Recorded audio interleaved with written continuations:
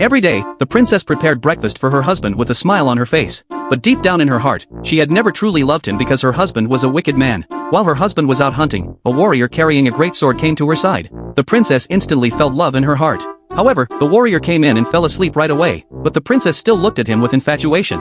Unfortunately, the green dragon returned. So, the princess immediately called out to the warrior to wake up as the green dragon approached step by step. Tears fell from the princess's eyes onto the warrior's face. The warrior woke up with a start, punched the green dragon away in an instant, and the house tilted and collapsed. Then, the warrior gracefully landed the princess safely on the ground. After a series of actions, the warrior chopped the green dragon into 54 pieces, but then the warrior continued to sleep soundly.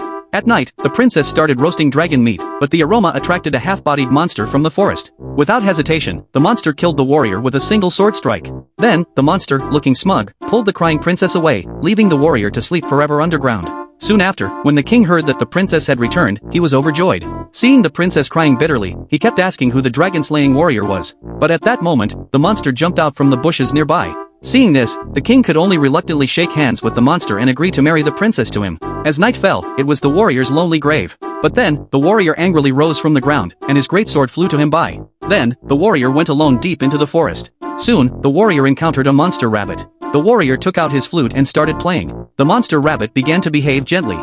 Seeing this, the warrior grabbed the rabbit and roughly took out a golden apple, which turned out to be the treasure to subdue monsters.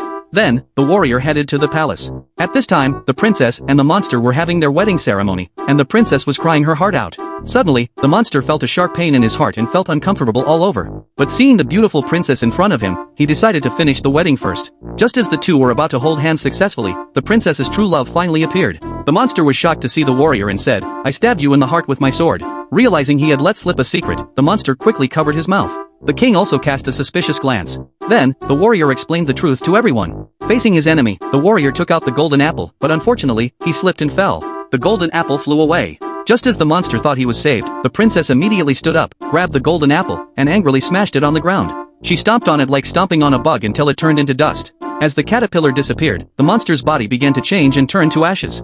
Finally, the warrior and the princess were together at last.